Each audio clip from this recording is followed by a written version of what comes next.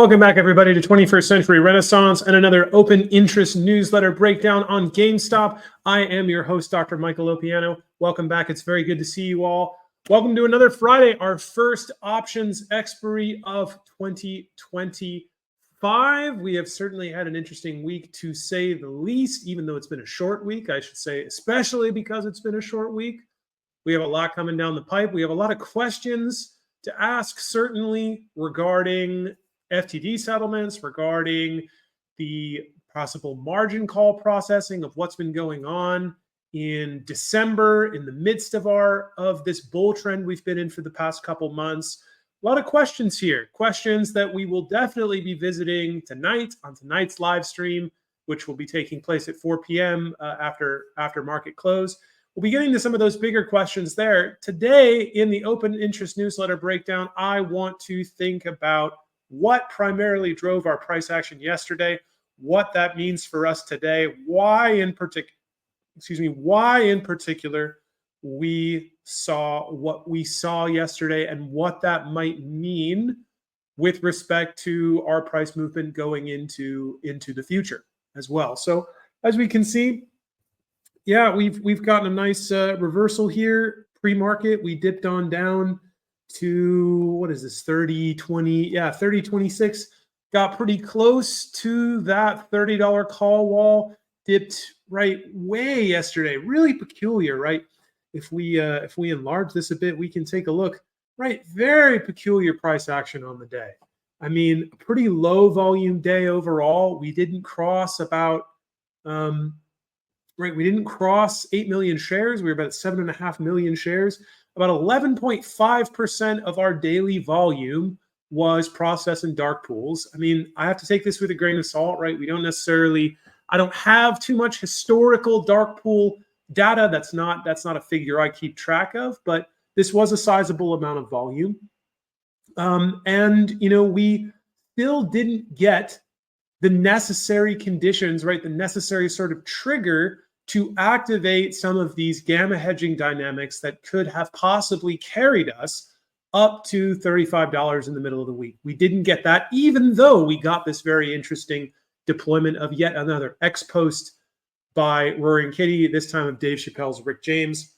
So we didn't quite get that, but right, we did find ourselves moving down to some deeper technical supports potentially. We'll head over to our 4-hour chart here. Right, and as we go in, right, you can see we looked like, okay, I mentioned in this earlier videos, right, we really showed a lot of support here at the midline of our bullish regression channel. That is until yesterday, when inexplicably, despite the fact that we really didn't have too much of a volume uptick, in fact, it's been our lowest volume day in a number of days, the price kind of just fell through the floor here, right? Didn't even really kind of hang up at the midline of our sub channel. Only briefly, kind of intraday, hung out for a little bit at the 54-hour moving average. We did play a little bit. We did kind of stop end of the day, right? Even end of the day, we sort of pushed through this. But what's really going on when this happens? What's really happening with the price when we see this type of movement, when we just ignore these technical supports? Well, so let's take a second here. Let's take a second to talk about why technical levels are meaningful, right? So technical levels, when doing technical analysis, when trying to interpret why a technical level would be significant, it's very important to remember that a technical level, a line on a chart, is not mechanically causal in terms of the apparatus of the market itself. It does not, right? The market as instrument, let's say that, right? The market as instrument, the market as mechanism does not require that prices reverse at key technical levels. So why sometimes do prices show these kind of weird respect for some of these lines that appear on a chart, for these shapes or these patterns on a chart? Well, the easy answer is something like, well, sometimes algorithms are told to respect them or something like that. Yes, but those algorithms, they derive their learning, right? They derive the way that they maybe trade shares at high frequency off of these patterns, or allow these patterns to develop based off of the way that these patterns develop mathematically as a product of human psychology anyway, right? So these algorithms are not so much creating patterns that are based on abstract mathematics. They're creating patterns using mathematics that are based on the mathematics that underlie human desire and human psychology when it comes to trading and when it comes to value. So what these lines offer is they offer a navigation point for traders, right? For traders to judge probabilities and to judge likelihoods. Okay. Now, what that means is these levels will be primarily significant for traders. If traders themselves, if the current group of participants trading shares or options in a particular security is not significant enough to overcome other market forces, then these levels cease to be as statistically significant. They cease to be as probabilistically certain. So if we were to consider, okay, we have a low volatility environment, we have a low volume environment, all things considered, right? If we leave this as a protected system, there's no intervening in this system, then this particular volume will rely maybe on some of these indicators with greater certainty, which is what we see right on a daily basis. When we look at our intraday signals, we see a lot of these intraday levels, things like the VWAP line, things like the standard deviation lines from VWAP, things like our by the minute moving averages, our 50 or our 200-minute moving averages. These end up being respected as intraday supports or resistances, largely because they are respected by traders. They are navigation points used by traders. However, they cease to function that way when there are market forces that intervene in that system, in that closed trading ecosystem, that disrupt the natural flow of forces there, right? So think about it like, sticking your finger in a whirlpool. Like the whirlpool will predictably move in this kind of dissipative funnel, unless, of course, you go ahead and you stick your finger in it, right? And your finger being stuck into the whirlpool disrupts that complex system. Right, it'll still dissipate, but it'll go into a chaotic state where the movement of the water molecules within that new system, with your finger stuck into it, will not reach a state of equilibrium until, like if you leave your finger there, right, they'll come back, they'll reach a state of equilibrium, and then they'll dissipate around your finger, right? They'll adjust to your finger, right? And then you take it out, it'll go back into a chaotic state, and then it'll settle back into that funnel pattern, right? That dissipative funnel pattern, right? So, okay, so the market's going to work like that, and technical levels are going to work like that.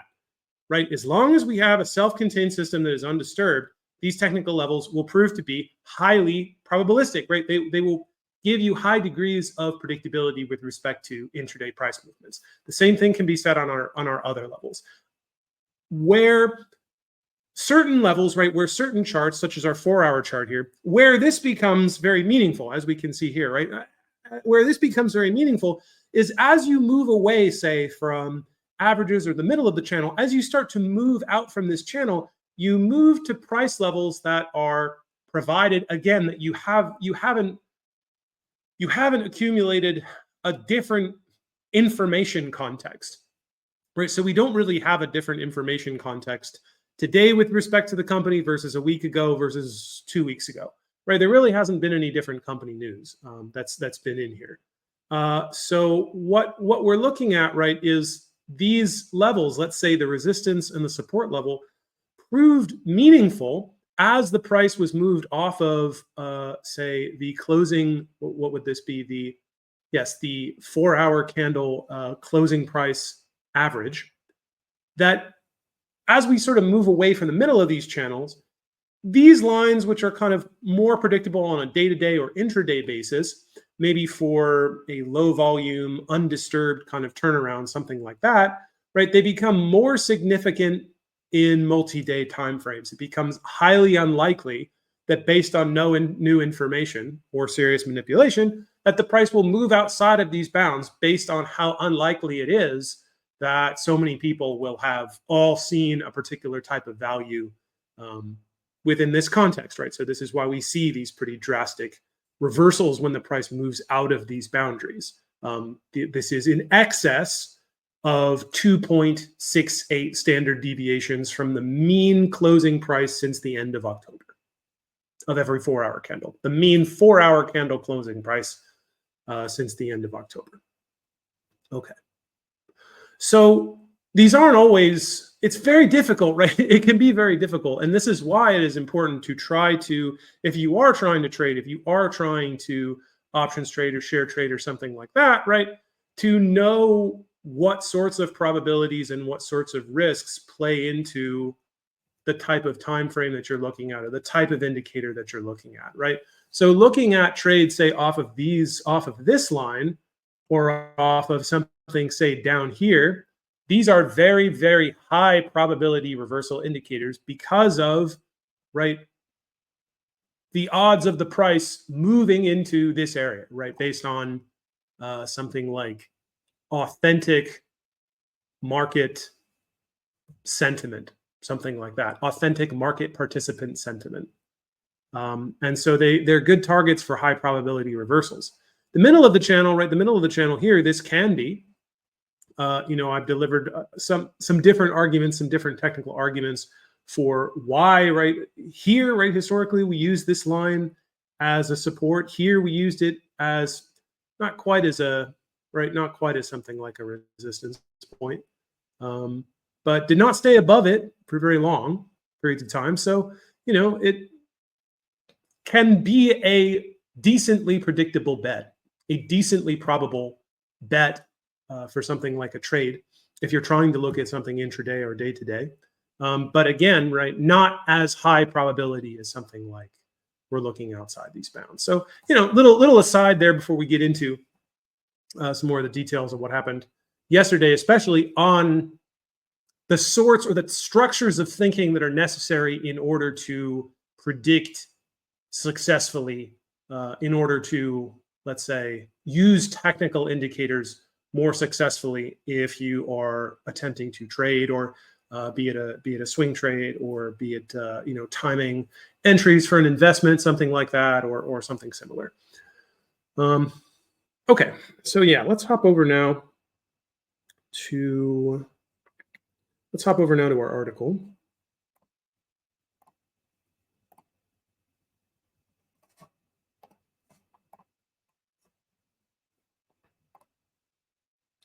So, title of today's article, right? Shorts dig deeper, will it save them? Believe it or not, we did get even more interventive shorting yesterday. Now, because we were in a low volume environment, it did not necessarily require a high volume of short shares in order to affect a decent sized price retraction or retracement here.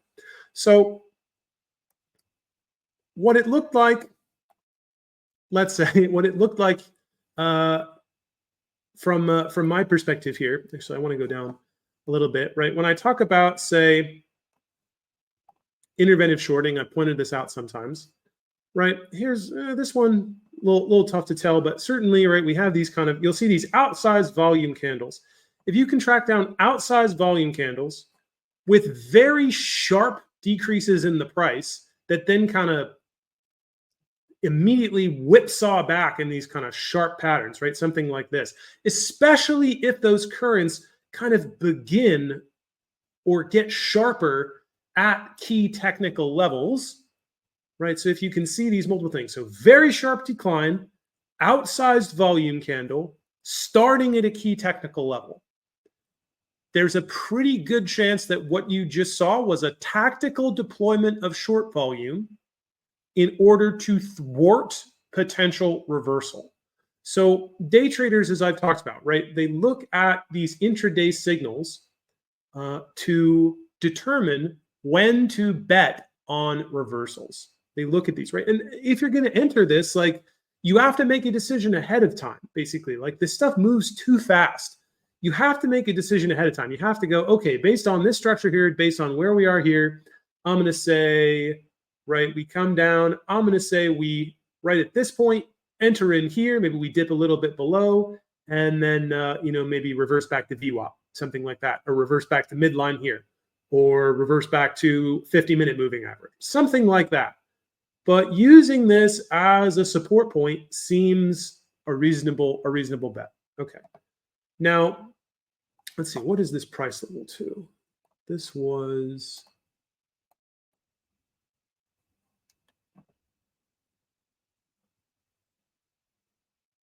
this price level was what, 31.50? Yeah, something like that. It was yesterday's closing price. The day before its closing price. So I mean, not crazy strong, but especially when you see these kind of outsized volume candles here. Right, this one not super outsized, probably not a ton there, bit spread apart. But here as well, just straight red candles, straight down. Part of this is probably from, you know, a touch of the 200-minute moving average, right? I mean, it's hard to tell exactly, right? Maybe this is day traders just kind of exiting sell positions. But what does also offer some insight as to whether we got some of this shorting is we look at the number of shares that are available. Sometimes you see it intraday, sometimes you don't. You typically will see it intraday if you see the positions close same day. But right, we do see the numbers go down and then not get replenished. So this is big, right? If overnight the numbers go down, but then pre-market they don't come all the way back up, this suggests that there are still a fair number of shares that were available the previous day that were shorted that haven't been returned, right? There are positions that have not been closed that were open during the previous day. They were open during the previous day, and we know this because we saw the numbers decrease during the previous day, but then not come back up before the next trading day. So this is what we were looking at, right? We saw numbers dip actually down to 100,000 overnight, come back up to 150,000, then 300,000, for 1 second up to 350, but then stay basically at 300,000 and then dip back down again to 250,000. Right. So as I mentioned yesterday, there was this risk, right, because of the size of the number of calls this week, certainly that we had open at 32, at 33, that although gamma hedging, right, gamma hedging principles say, okay, we had a pretty good chance of a gamma pen between 32 and 33. If market makers decided, if institutions decided, dealers decided, they really just did not want to risk, for whatever reason, these positions closing in the money, that they might push us down into this lower call gamma accumulation environment. That's what we saw them go ahead and try to orchestrate. They were running low on shares, but looks like not low enough in that sense. They did look like they dipped into this pile of shares, moved us down into that territory, and got that much lower close yesterday, putting a sort of reversal out of range. Now, what we do have in front of us, right, we can still see, right, max pain at 30. So we not too much has changed in terms of where market makers would ideally like to see the price for this week. Dealers, that is, according to their dealer strategies. We did get some puts kind of accumulated in here, so that makes something like closing in the 31 to 31.50 area, potentially more profitable. Right, 30 is pretty equalized, so they don't, to have it finish right on 30. They do have some more here, right? There's what, 1,800 more calls than puts. We don't know how many of those are long versus short. Right, so it's probably ideally somewhere between 30 and 31, probably maybe around 30.50, because you've got slightly more puts here. Yeah, it's maybe even between 30.50 and 30 based on what we got here. But there's a fair number of puts at 30 for this week, a fair number at 30.5, right? So it's probably around there. Dealers are still probably going to want to see the price close somewhere there. If for some reason, though, right, based on our market maker, or I should say, yes, our market maker hedging structure, right, we're again, because of how much gamma we have accumulated here at $30, we're probably not looking at a close much below that. Right, we do have this as a slightly more volatile position, still kind of neutral, but definitely put gamma dominant. Only slightly. There's not a ton of put gamma there. So it's going to be a little bit slippery, right? It's going to mean that while we're trading around that price, market maker gamma hedging is going to work in sympathy with wherever our price goes as we approach that. So if we're below 50, it means when we trade up toward 30.50, I should say, we will have market maker hedging is going to push that up more quickly. As we move down toward 3050, it will cause a bit of an acceleration there. So put gamma dominant positions offer sympathetic market maker hedging in a way that call gamma positions offer antipathetic market maker hedging. So call gamma positions resist, that is statically sort of already established positions. They resist price movements toward them, whereas put gamma positions do the opposite. Not a huge position, so it's pretty neutral. It's not crazy slippery. We did thicken up a little bit in the 31 and 3150 area, right? We have some more call gamma accumulation there, call gamma exposure, I should say. 32 is, again, right, you can see how much call gamma is accumulated here. Right? What we have here is if we do, it's not an ideal setup, but if we do for some reason get some pretty strong, for some reason bullish buying, if it's an institution that says, hey, we've got 50 million and we're just going to go drop it in the options market, good luck everybody, you know, it will have the effect of really kind of, it can stimulate a lot of gamma hedging, especially if it happens 11 o'clock, you know, 12 o'clock, 1 o'clock, right toward the middle of the day, where we already see charm for these, right? So again, while the price is in here, keep in mind, everything in this area is going to be in a negative charm regime. So this means that over time, right, charm is delta decay over time. Over time, dealers are going to be able to sell delta hedges as theta goes down. So, right, as theta decays in these contracts, as time decays in these contracts, as they run out of time, it's going to damage their delta values, which means that market makers, dealers are going to be able to sell delta hedges throughout the day as that occurs. While the price is here, right? While these are out of the money. If 32 moves into the money, all of a sudden, right, because it's later in the week, it's late in the day, the gamma acceleration, right? So gamma is going to accelerate as we move up into this territory. Gamma itself is going to be pretty high, which means that the rate at which delta is added to these contracts is going to be quite profound. So this is why on Fridays, when you see maybe this type of setup where the price is at the bottom of a kind of gamma ramp, you have a lot of call gamma above it, proximally above it, maybe not too distant. And, you know, let's say IV's bottomed out a little bit, which we've seen. If you get a particularly high concentration of bullish volume, that what you can get is the price can go whoop, super fast, super dynamically, and just shoot up this ramp. Shoot up these as these go in the money, especially if it can get past 32. Right, as 32 goes into the money, that's going to cause the 32s to gain a lot of delta very quickly, force market makers to go and hedge maybe all of these shares that they just dumped throughout the day, today and yesterday, while the 32s have been in a charm regime, in a negative charm regime. Same thing for 33. We have a lot of gamma accumulated here. It would probably pop us into this 34 area. Certainly, if that were to happen, it wouldn't go higher, I'd imagine, than 34.50. We have that as a pretty neutral position. It's something of a hedging dead zone in that regard. So you're not going to get that extra momentum. Maybe it could go right close to 35. When I say 35 test, something like that, right? It could go to like, 34.74 or something as we get that pull from 35, right? Nothing above it. A lot of resistance here. So look, when I talk about this, I also say this is a possibility if someone comes and does this, right? It requires someone to come and do that. Definitely not exhorting you to, hey, go buy out and, purchase 0 DT options. No way. That's a low probability trade with an instrument that is not structured in your favor as a trader, right? Long options, single leg long options are structured in favor of the dealer. So even if you think there's a chance, right, even like we can see in our data here in the gamma exposure, there's a possibility of like some outsized gains happening because of the way that our gamma exposure is laid out and concentrated here. It doesn't necessarily mean that, okay, you've got potentially greater returns, but it doesn't necessarily mean that the probability that your option is going to bring you returns, it doesn't necessarily increase that probability. Their structure is still in favor of the dealer. So definitely keep that in mind, right? Not financial advice. All of this is for educational entertainment purposes, but just for responsibility's sake, I feel it is worthwhile to put that out there.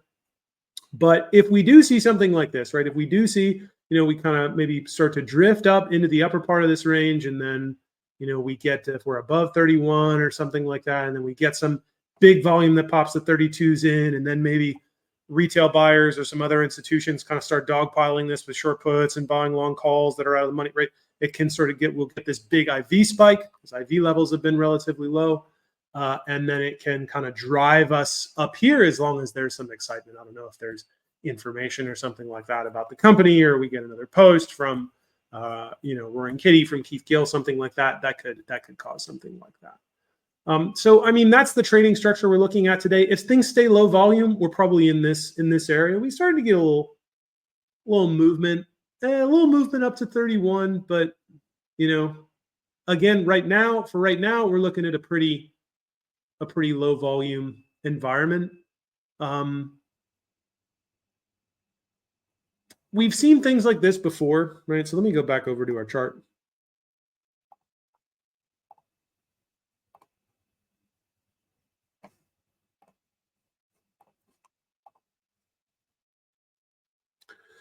Right, so we've seen, let's move in here, right? We've seen things like this before. If you go back, right, and you take a look, say, at my write-ups for like the week leading up to September 6th.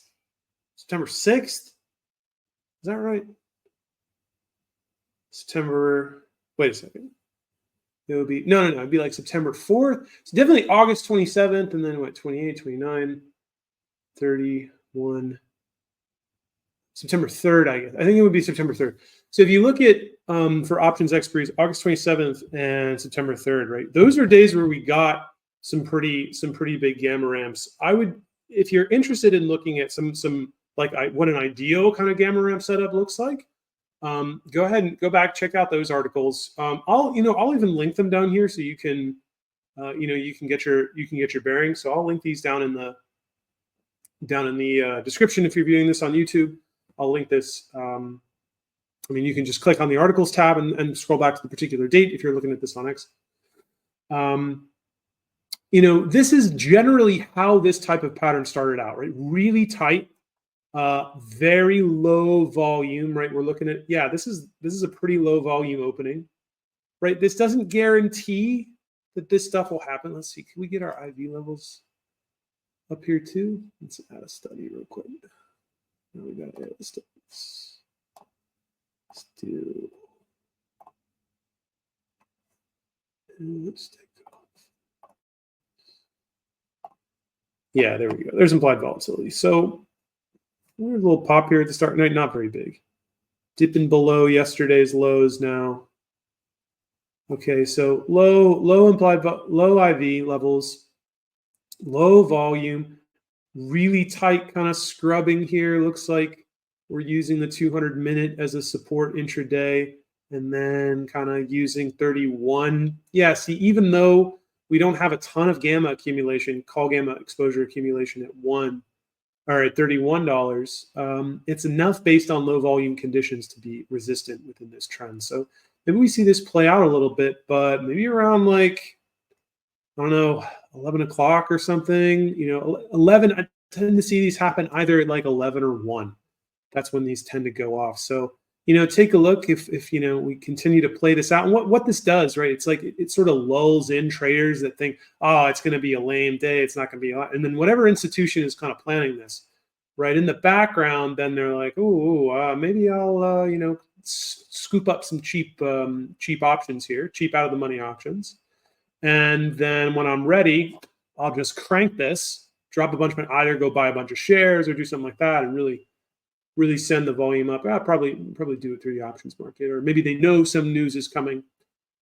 That's possible. Again, not telling you to go bet on out of the money options, not telling you to bet on anything short dated, not saying go do that. But definitely if you are going to do something like this, make sure you are probability advantaged with the instruments that you are doing, right? So for example, waiting to see something like waiting to see if you get the pop, and then doing something like selling a short out of the money call or something like that, right? That would be an example, not necessarily telling you to do that, but but that would be an example of a more probability favored instrument by which to trade that type of event, as an example. So yeah, so that's what we're looking at for today, right? Definitely some cool things to keep an eye on. Like I said in the introduction, in the weekly live stream today, we're going to be talking a bit more about FTDs, a bit more about settlement, a bit more about what this depletion of short volume might mean, what Ryan Cohen's post, what Roaring Kitty's post may be gesturing to.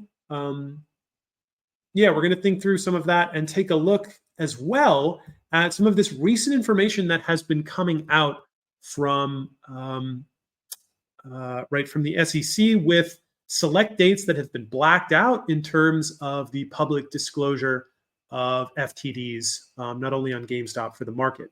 So we'll be taking a look at that at market close today. That's going to be at 4 p.m. Eastern time. Come join us again for the first live stream of the year. And yeah, as always, cheers, everybody. Thank you so much for watching and listening. We'll look forward to seeing you all during tonight's live stream. And yeah, good luck out there. Thanks very much again. Take care.